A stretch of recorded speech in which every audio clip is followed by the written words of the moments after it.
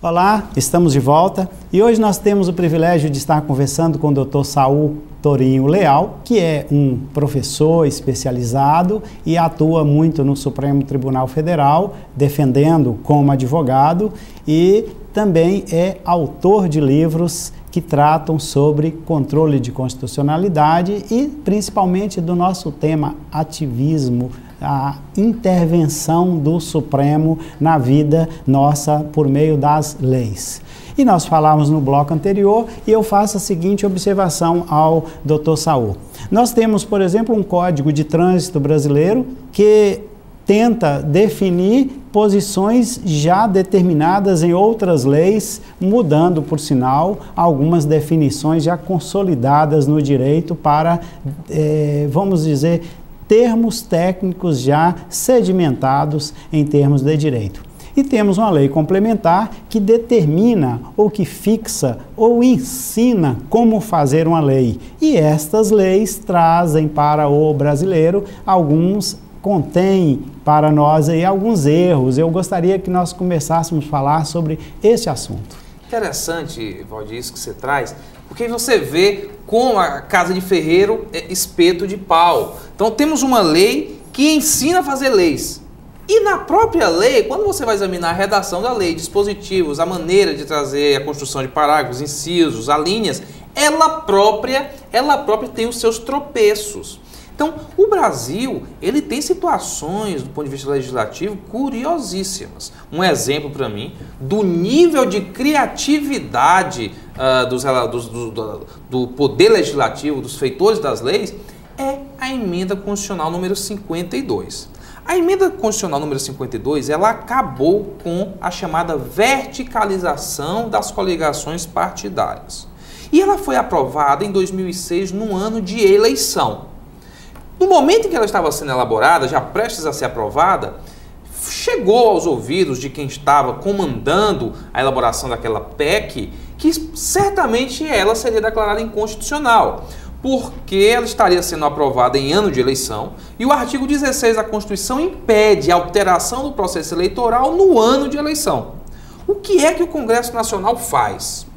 O Congresso Nacional aprova nessa emenda 52, que foi aprovada em 2006, em ano de eleição, um parágrafo único que dizia: essa lei, aprovada em 2006, passa a vigorar a partir de 2002.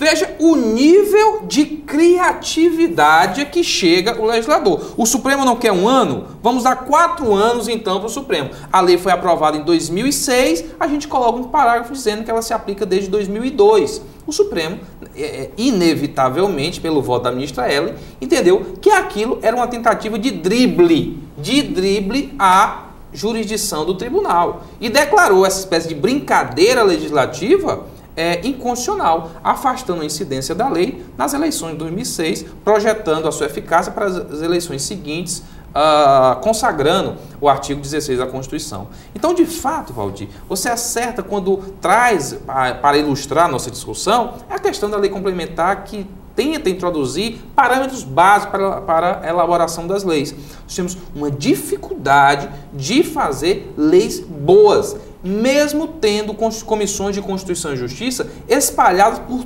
todas as casas legislativas do Brasil afora. Uma necessidade que eu acho de darmos continuidade a essa evolução, disciplinarmos questões mais severas nos regimentos internos e, de alguma maneira, educar mais, tentarmos criar disciplinas específicas, ministrar cursos para os parlamentares que integram essas comissões, numa tentativa de trazer mais coerência e mais excelência redacional na elaboração das leis do nosso país.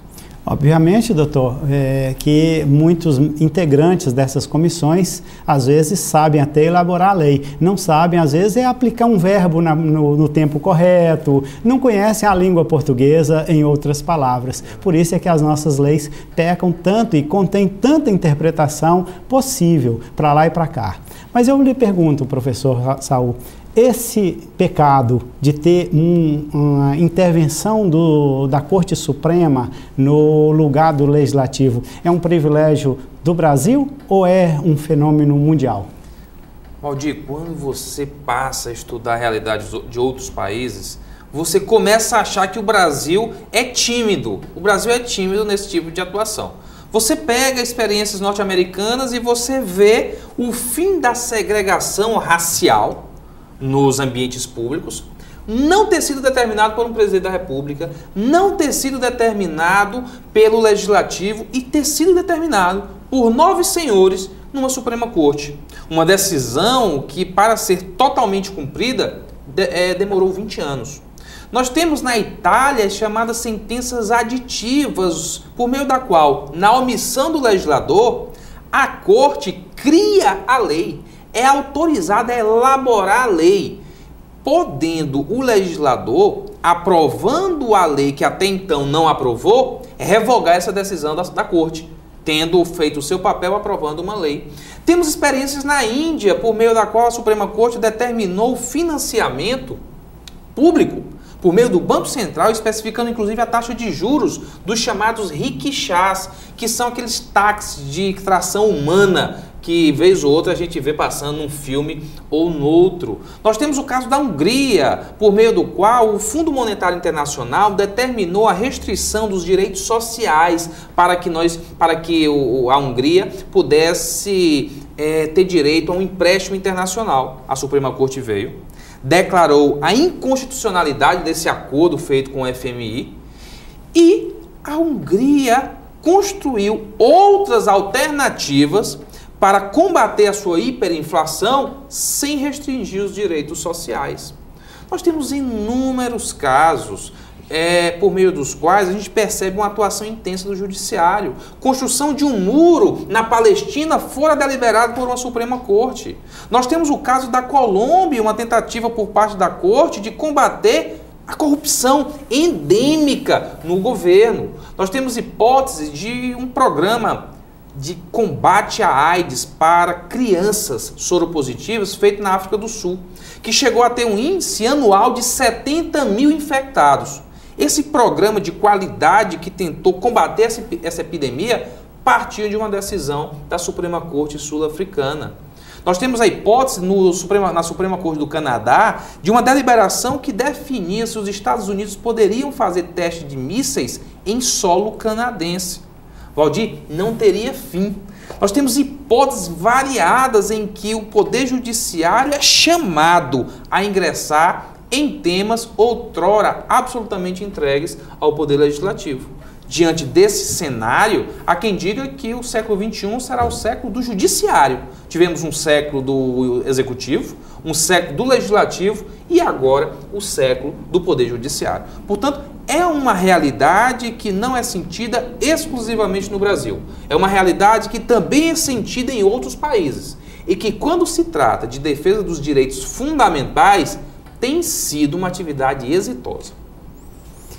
Orientando o direito, teve o privilégio enorme de conversar com o professor Saul Tourinho Leal, que falou sobre constitucionalidade, controle da constitucionalidade e intervenção das decisões do Supremo Tribunal Federal na vida de todos nós brasileiros, às vezes por omissão dos legisladores, do Poder Legislativo, e às vezes porque são assuntos mais técnicos e estão os nossos deputados e senadores mais preocupados com uma questão política ou questões que podem envolver suas bases políticas, decisões que poderiam afetar e vir a tomarem votos deles nas próximas eleições. Vão sendo buscados no Supremo as melhores decisões para essas situações. Nós agradecemos ao professor Saul e pedimos ao nosso telespectador que nos espere, porque amanhã, em querendo Deus, nós voltaremos.